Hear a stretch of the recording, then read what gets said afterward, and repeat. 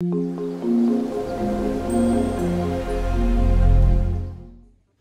guys, and welcome back to a new video. This is the beginning of the kitchen series. So as you can see, the kitchen is cleared.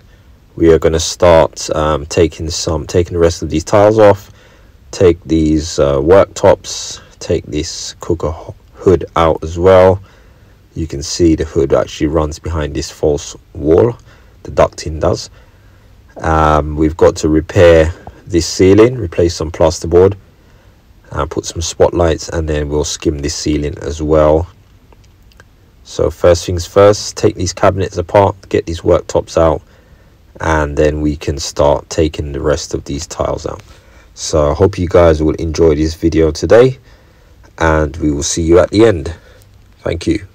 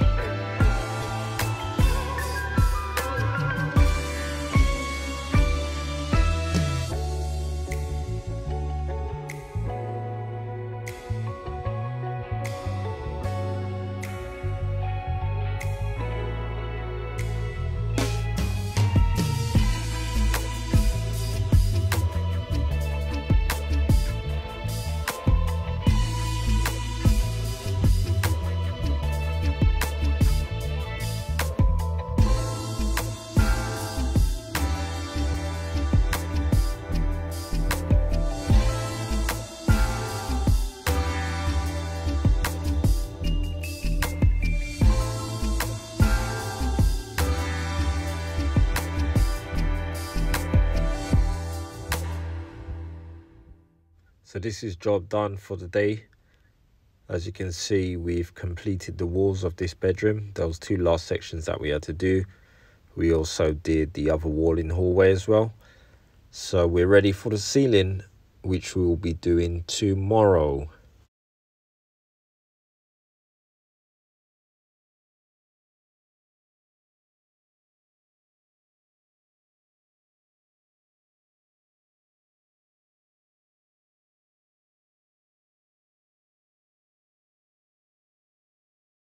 And the kitchen has been cleared out.